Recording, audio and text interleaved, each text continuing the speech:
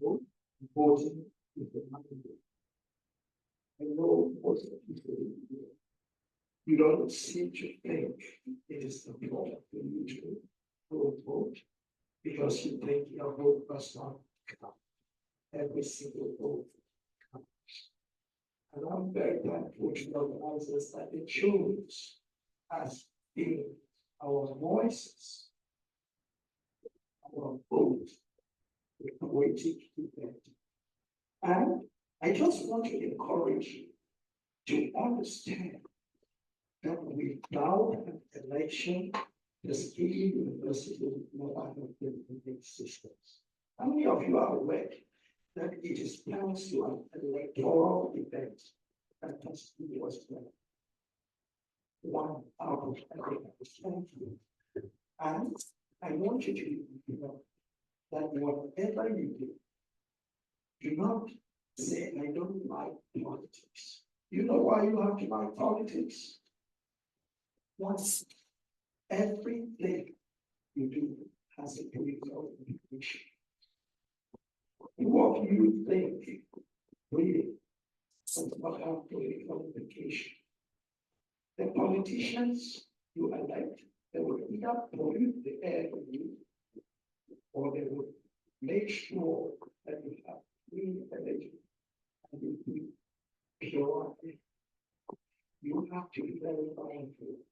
I would just maybe ask any of you to tell me anything that involves you that you think does not have a political implication. Can anybody there just give me, and I'll show you how the political has a political implication for you. So voting is a wonderful thing. It is a tool that you have, all right, that is much more than words. Now, they also talk about balance on voters, all right? When you have that balance, it is very powerful. Having said this, I would encourage, it is just a reiteration, because you have been told, you have the possibility of registering people from here and out.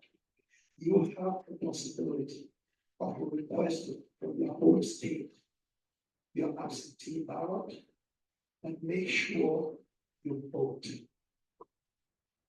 I know people that sitting here, you might think, well, whether it's Donald Trump governing or it is Kamala, it doesn't really matter. But guess what?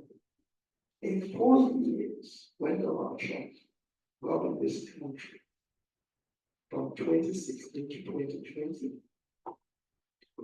I just want to ask a very simple question to all of you in the audience. What did Donald Trump leave as a burden for all of us? Do you know? Because most people right here would say, oh, things are much more expensive now than they were when Donald Trump. It is good to think that things are much more expensive, right? Donald Trump raised the national debt in America, all right? When Obama left in a surplus of about $1.9 trillion,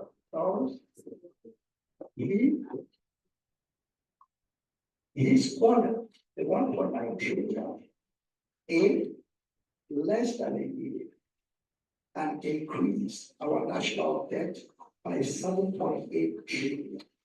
Do you know who will be paying that national debt? You, your children, your grandchildren, okay? Me, my children, my grandchildren, my great-grandchildren. So you have to be very mindful of what is at stake.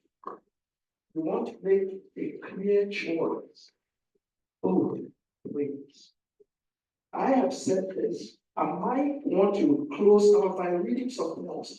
You see these two poetic artworks sitting right here. Some of you might wonder, why is he talking to us about love and nature? Why is he talking to us about Wole Soyinka? But I'll ask you, before I even read the book, who can tell me a thing or two about preaching? Besides the fact that he was born in this school. Besides the fact that he went to school in this school. He was born in this building, you know. He was born right in this building. So who can tell me a thing or two about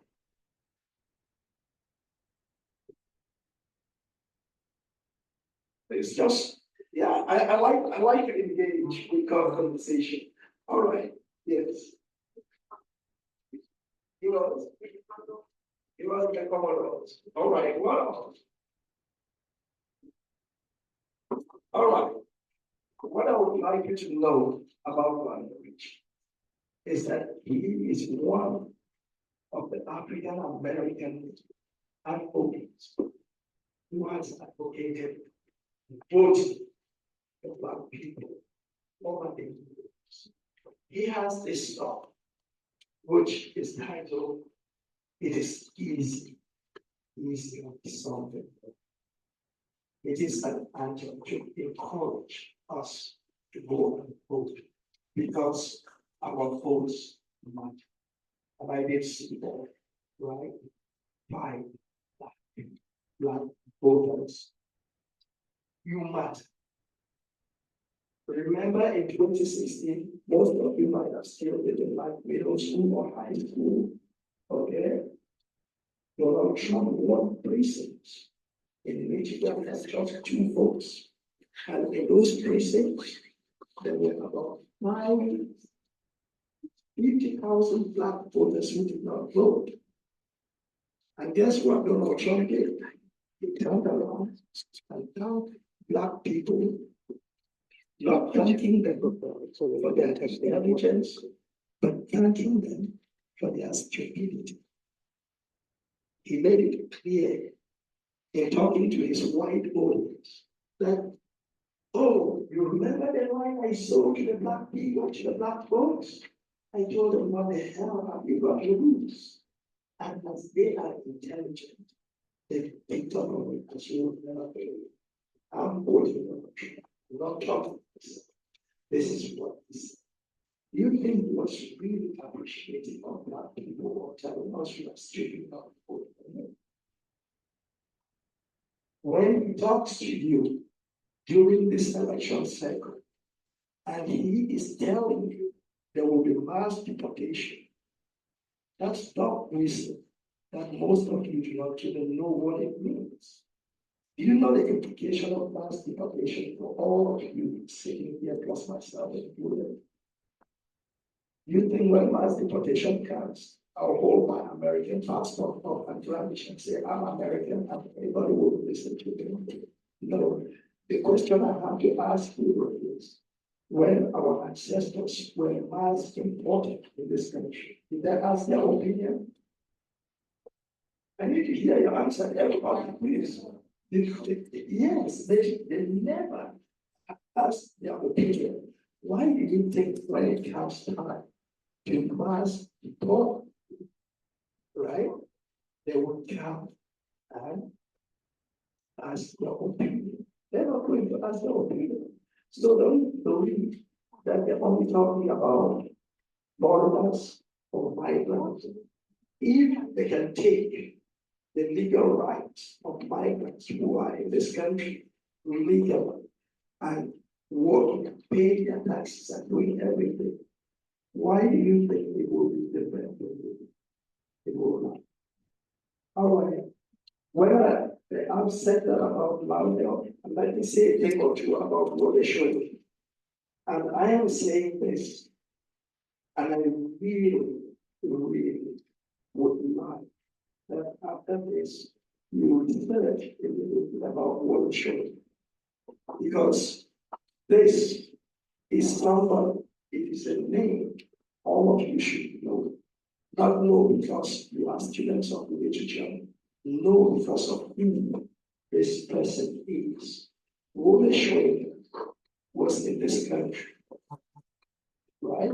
He was teaching in this country. He had lived in this country. He studied all the Ivy League schools. In 2015, he was at NYU. And Trump came down, started insulting immigrants, and CNN ran up to Washington, ran up on Christ. And really, it's a great country. You were chosen New York as a city. What will you do if Donald Trump becomes the president of this country? True to his core, he said, if Donald Trump will be the president of this country, I'm going to shred my papers for the papers that we don't stay in this country. And I'll never return. So what do you think he did? Speak out with the papers. He left. He shredded the papers and left. Right? Because he believed that Americans have degenerated and they did not deserve to have somebody like me feeding their children with his intelligence. So I would like to maybe start the reading with the very, that's fine. I'd like to start with Wallace Capital County.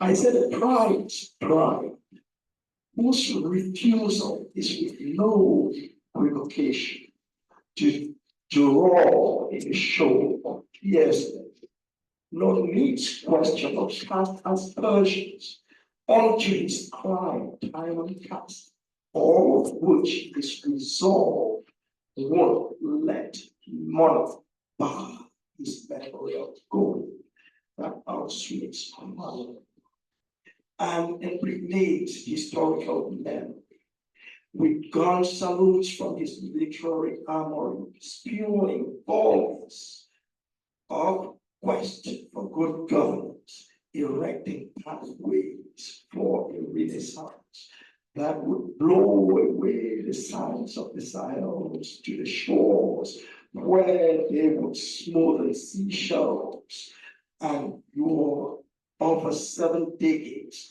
have stretched and sprawled and on literary stone edged to the delight of eyes that joy to see and ears that celebrate the sea, feeling sweet melody that beams to the blood, images that their sight won't strain to find, and which cause the dreams of the blind and critic who displays integrity, sagacity, perspicacity, and with audacity defies moribund authority.